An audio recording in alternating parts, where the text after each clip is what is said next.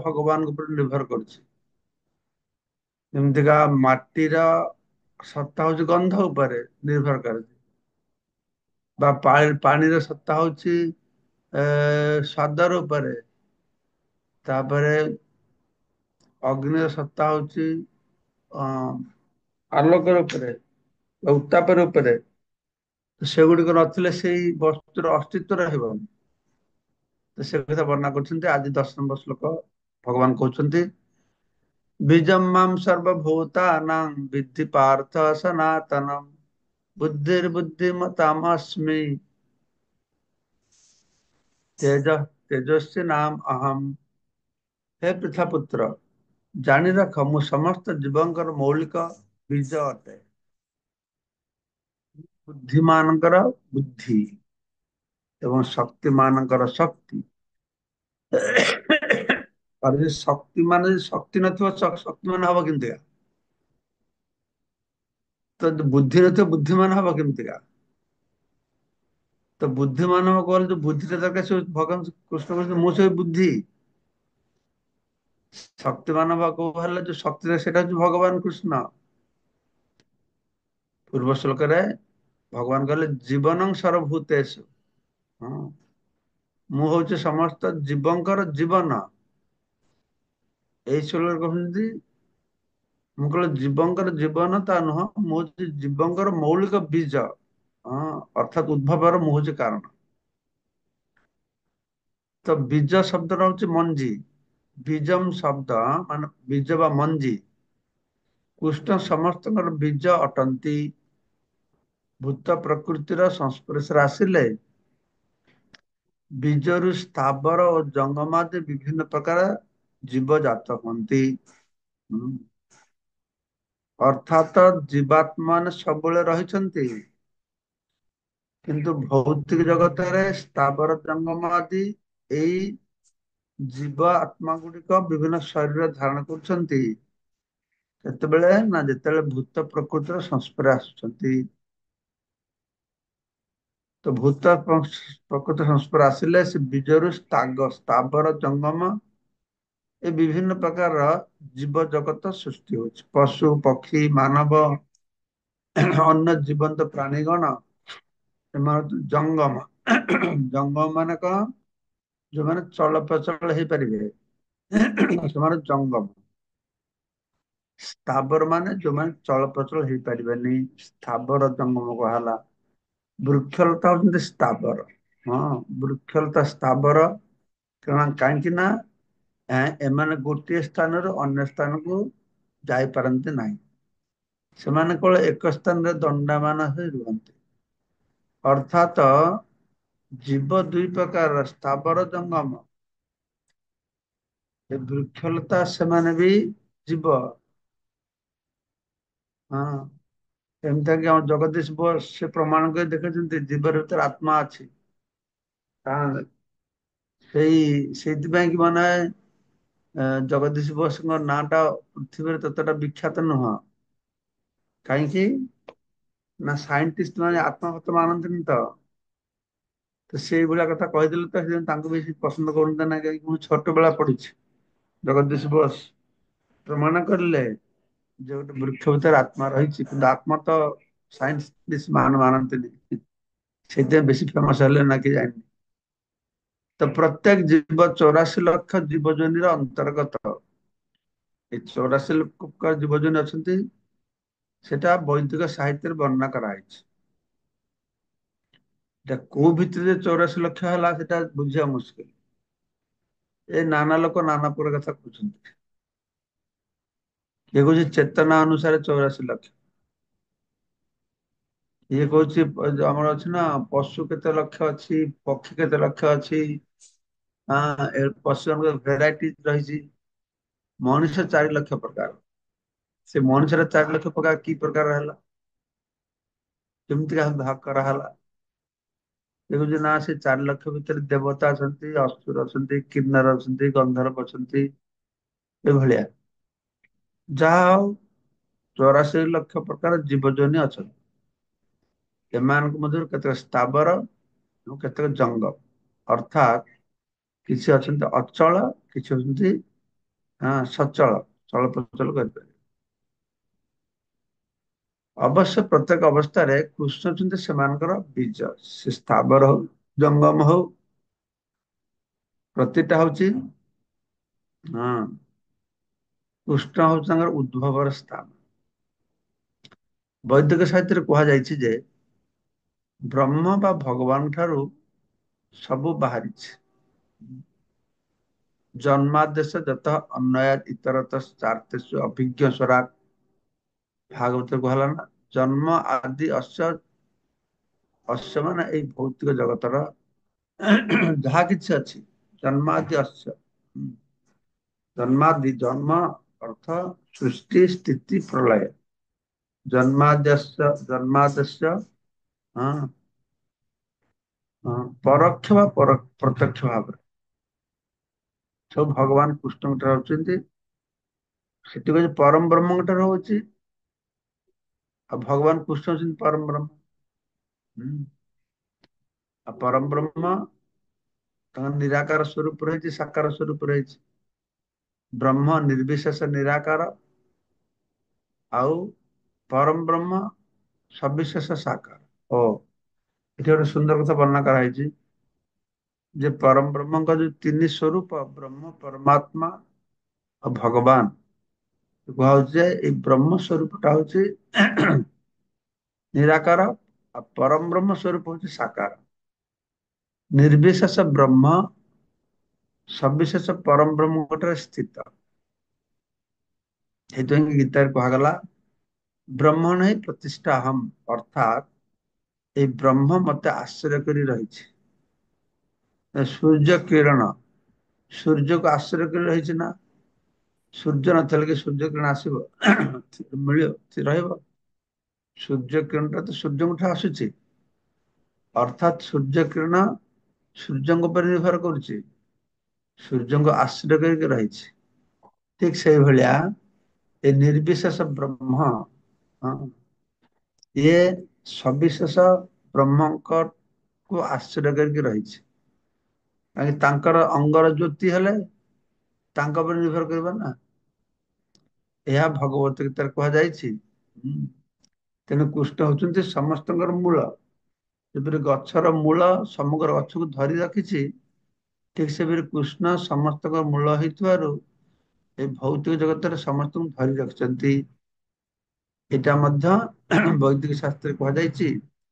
ନିତ୍ୟ ନିତ୍ୟାନଂ ଚେତନ ଚେତନ ନାଙ୍ଗ ଏକ ବହୁ ନାଙ୍ଗ ଯ ବିଦଧାତି କାମାନ। ହୁଁ ଭଗବାନ ଅଛନ୍ତି ସେଇ ଯାହାଙ୍କଠାରୁ ସମସ୍ତେ ଜାତ ହୁଅନ୍ତି। ସମସ୍ତ ସନାତନ ମଧ୍ୟରେ ସେ ପରମ ସନାତନ। ସମସ୍ତ ଜୀବ ମଧ୍ୟରେ ସେ ପରମ ଜୀବ। ଏବଂ ସେଇ ଏକମାତ୍ର ସମସ୍ତ ଜୀବନର ମୂଳ ଆଧାର। ସମସ୍ତଙ୍କ କାମନାକୁ ସେ ପୂର୍ତ୍ତି କରନ୍ତି। କୃଷ୍ଣ ମଧ୍ୟ କହିଛନ୍ତି ଯେ ଏ ସମସ୍ତ ବୁଦ୍ଧିର ମୂଳ ଅଟନ୍ତି। ବ୍ୟକ୍ତି ବୁଦ୍ଧିମାନ ନ ହୋଇଥିଲେ ପରମ ସେ ଭଗବାନ କୃଷ୍ଣଙ୍କୁ ବୁଝିପାରିବ ନାହିଁ। ବଲଂ ବଲବତାଂ ଚାହମ୍ ବଲଂ ବଲବତାଂ ଚାହମ୍ କାମ ରାଗ ବିବର୍ଜିତମ୍ ଧର୍ମ ବିରୁଦ୍ଧ ଭୂତେଷୁ କାମସ୍ମି ଭରତର୍ଷଭ। ହେ ଭରତ ଶ୍ରେଷ୍ଠ ଅର୍ଜୁନ ମୁଁ ବଳବାନର କାମରାଗ ବିବର୍ଜିତ ବଳ। ମୁଁ ଧର୍ମ ନୀତିରେ ବିରୁଦ୍ଧ ଆଚରଣ ନ କରୁଥିବା ଯୌନ ଜୀବନ ବା କନ୍ଦର୍ପ ଅଟେ। ତ ବଳବାନର ବଳ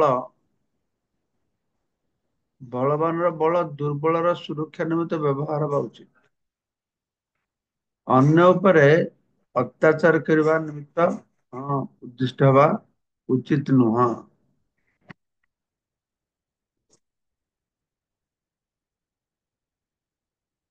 ଠିକ ସେହିପରି ଧର୍ମନୀତି ଅନୁଯାୟୀ ଯୌନ କ୍ରିୟା କେବଳ ପୁତ୍ର ଉତ୍ପାଦନ ନିମିତ୍ତ କରଣୀୟ ଅନ୍ୟଥା ନୁହେଁ। ତେଣୁ ପିତାମାତାଙ୍କର ଦାୟିତ୍ଵ ହଉଛି ସନ୍ତାନ ମାନଙ୍କୁ କୃଷ୍ଣ ଚେତନାଶୀଳ କରାଇବା। ତ ଏଇଥିରେ ଭଗବାନ କହୁଛନ୍ତି ଯେ ବଲଂ ବଲବତାମହମ୍, ବଳବାନ ମାନଙ୍କ ଭିତରେ ଯୋଉ ବଳ ସେଟା ହଉଛି ମୁଁ।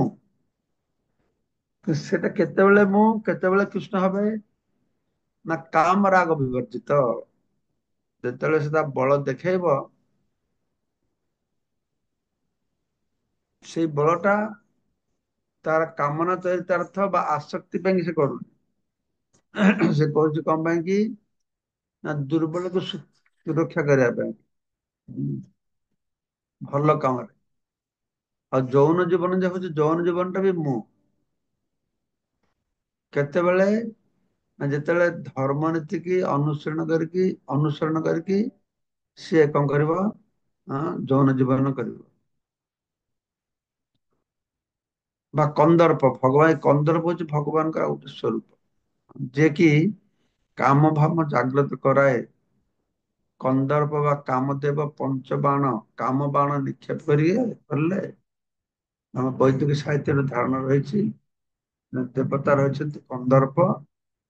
ଏ କନ୍ଦର୍ପ ହଉଛନ୍ତି କିଏ ନା ପ୍ରଦ୍ୟୁମ୍ନ। ହଁ, ଭଗବତ ସ୍ୱରୂପରେ ସେ ହଉଛନ୍ତି ପ୍ରଦ୍ୟୁମ୍ନ। ସେ ହଉଛନ୍ତି କନ୍ଦର୍ପ। ତ ଧର୍ମ ଅବିରୁଦ୍ଧ।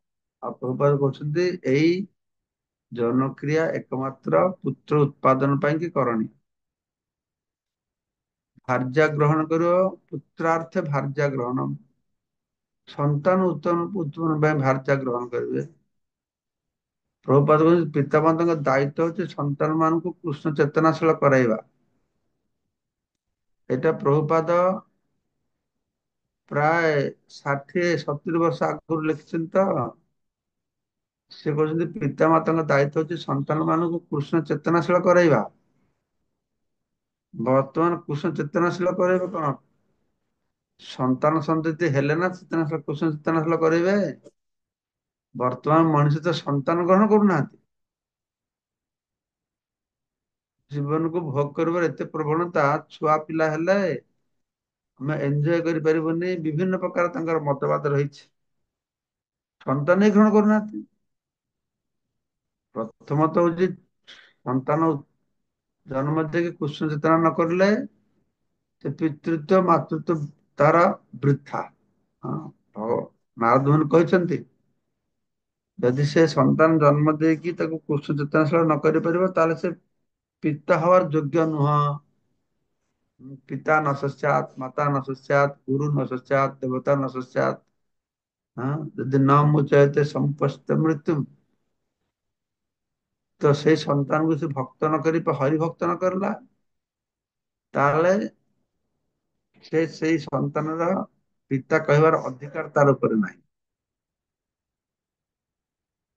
କିନ୍ତୁ ବର୍ତ୍ତମାନ ଯୁଗରେ ତ ସନ୍ତାନ ଗ୍ରହଣ କରୁନାହାନ୍ତି।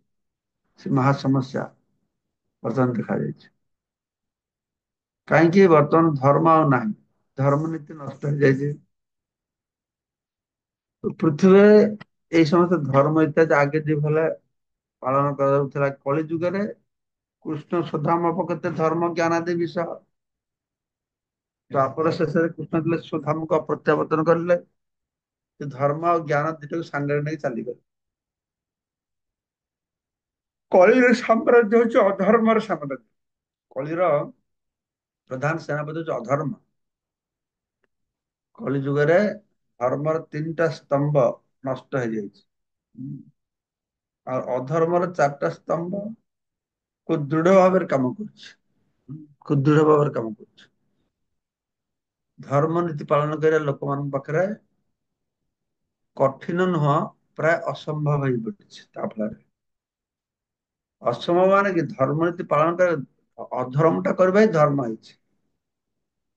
ଧର୍ମର ବେଶୀ ମହିମା ନାହିଁ କଳି ଯୁଗରେ, ଅଧର୍ମର ମହିମା ବେଶୀ। ଆମେ ଆଖିରେ ଦେଖୁଛେ ନା, ଯୋଉମାନେ ଅଧର୍ମ କରୁଛନ୍ତି, ଯୋଉ ନେତା ମାନେ ବେଶୀ ଚୋରି କରୁଛନ୍ତି, ଯୋଉମାନେ ଦାଦାଗିରି କରୁଛନ୍ତି, ସେମାନେ ହିଁ ବଞ୍ଚିକି ରହିପାରିବେ। ଆଉ ଆମ ମାନଙ୍କୁ ସେମାନଙ୍କର ଅନୁଗତରେ ରହିବାକୁ ପଡୁଛି। ସେମାନେ ତାଙ୍କର ମହିମା ଗାନ କରିବାକୁ ପଡୁଛି। ହଁ, ଯୋଉମାନେ ଅଧର୍ମରେ ରହିବେ ସେମାନେ ମହାନ ବୋଲି ପରିଗଣିତ ହେବେ। ଧର୍ମରେ ରହିଲେ ତାଙ୍କୁ ଚିହ୍ନିବନି, ଚିହ୍ନିବନି କଣ ସେମାନେ ରହି ବି ପାରିବେନି। ତାଙ୍କ ଅବସ୍ଥା ଖୁବ୍ ଖରାପ। ଏଇ ସମୟରେ ସେଥିପାଇଁ କି ଚୈତନ୍ୟ ମହାପ୍ରଭୁ ଆସିକି ସରଳ ଉପାୟ ଦେଲେ। न ଧର୍ମ न ଅଧର୍ମ ସୂଚିଗଣ ନିରୁକ୍ତ କିଲ କୁରୁ ବ୍ରଜେ ପ୍ରଚୁର ରାଧାକୃଷ୍ଣ ପ୍ରଚୁର ପରିଚର୍ଯା।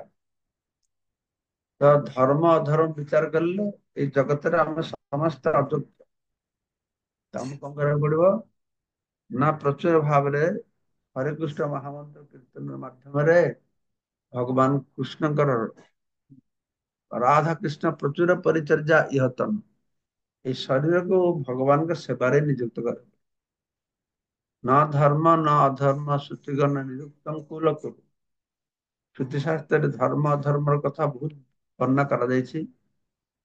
ଏସବୁ ବିଚାର ନ କରିକି न ଧର୍ମ न ଅଧର୍ମ ସୂଚିଗଣ ନିରୁକ୍ତଂ କିଲ କୁରୁ ବ୍ରଜ ରାଧାକୃଷ୍ଣ ପ୍ରଚୁର ପରିଚର୍ଯା ଇହତନ। ତ ବ୍ରଜରେ ବୃନ୍ଦାବନରେ ଏ ଶରୀରକୁ ପ୍ରଚୁର ଭାବରେ ରାଧାକୃଷ୍ଣଙ୍କ ସେବାରେ ନିଯୁକ୍ତ କରିବାକୁ ପଡିବ।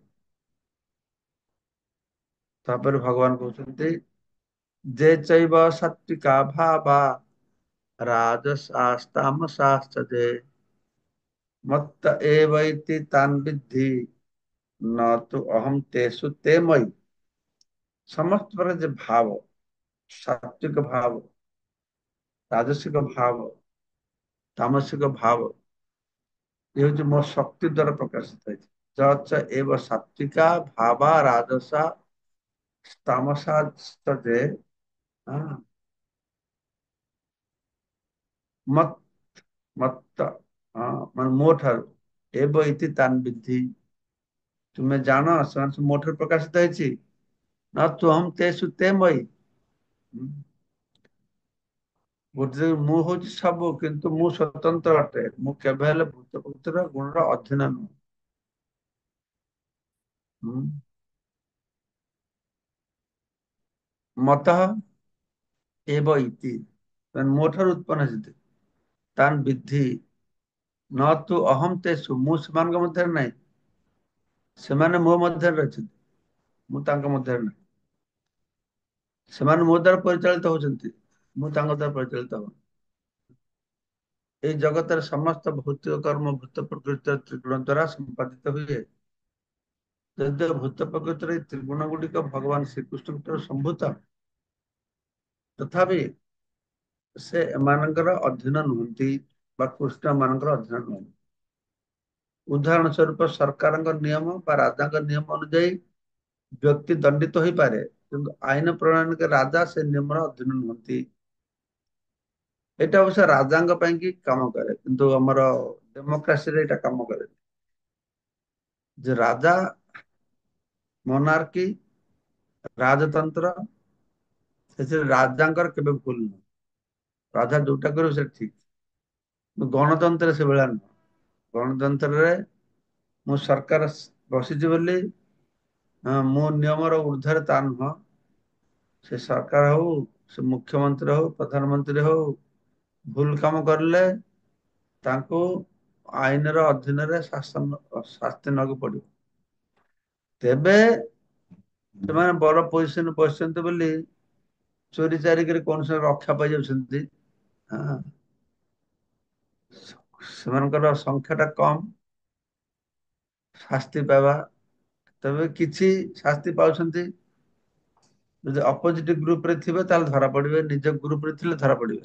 ନିଜ ଗ୍ରୁପରେ ଯେତେ ପାପ କର, ଯେତେ ଚୋରି କର, କେହି ଧରିବେନି ଯେ ଦଳର ଲୋକ ଥିଲେ। ଆଉ ଅନ୍ୟ ଦଳ ଆସିଗଲେ ବାସ୍ ହେଇଗଲା, କଥା ଶେଷ, ଯେ ଜେଲରେ ବସିଥିବେ। ଏଟା ଠିକ ନୁହଁ, କିନ୍ତୁ ବର୍ତ୍ତମାନ ଚାଲିଛି ସେଇଟା।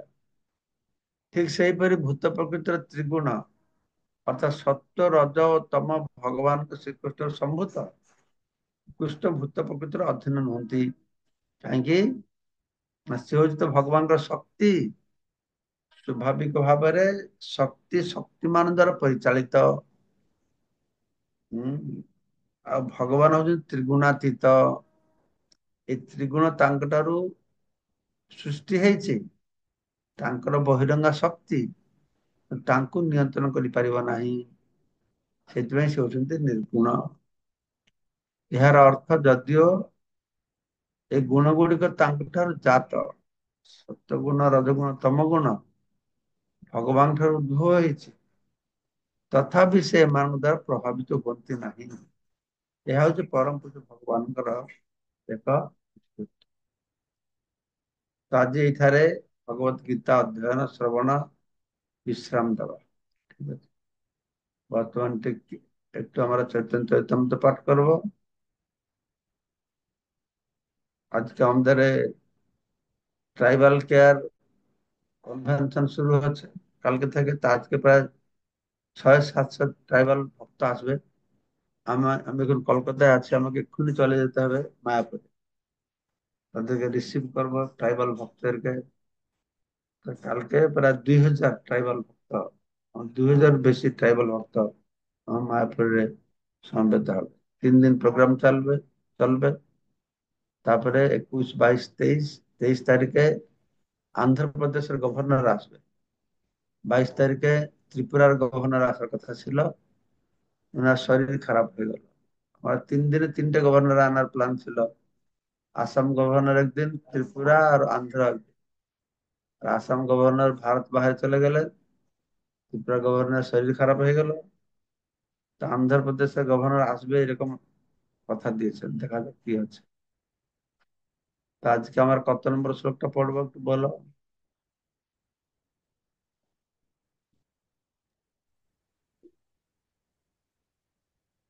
ये কেউ জানে? 219 नंबर। আর 200? ये जो 219।